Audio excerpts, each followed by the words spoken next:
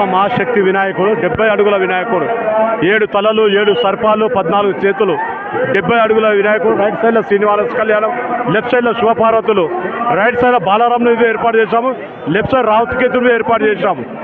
వినాయకుడు లక్షల మంది భక్తులు పాల్గొన్నారు.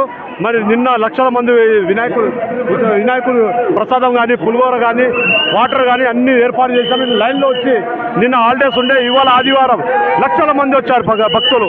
వారికి ఎలాంటి అడుగడుగు పోలీస్తున్నది. మన సీసీ కెమెరా ఏర్పాటు చేసాం. మున్సిపల్ వాటర్, ఎలక్ట్రిసిటీ, వాటర్, మన మున్సిపాలిటీ, ఆల్ డిపార్ట్మెంట్ అన్ని విధాలుగా సహాయ సహకారాలు అందిస్తున్నాం. మా గౌరవ ముఖ్యమంత్రి మీద ధన్యవాదాలు తెలియజేస్తాం. ఉస్కేశ్వర రాళ్ళనంత భక్తులు ఈ వినాయకుడి మరి పూజలో పాల్గొన్నారు. వారు ఇంకా వస్తూనే ఉన్నారు. ఈ రాత్రి 12 గంటల వరకు మరి వినాయకుడి పూజ దర్శించుకుంటారు. తర్వాత రేపు డిపార్ట్మెంట్ హ్యాండ్ ఓవర్ అయిపోతుంది. మరి ఇదే రోజు లాస్ట్. మరి రేపు కదియం జరుగుతుంది వినాయకుడు. తర్వాత మంగళవారం పొద్దున 6 గంటలకు పూజ చేసి 7 గంటలకు ఇక్కడి నుంచి కదులుతుంది వినాయకుడు.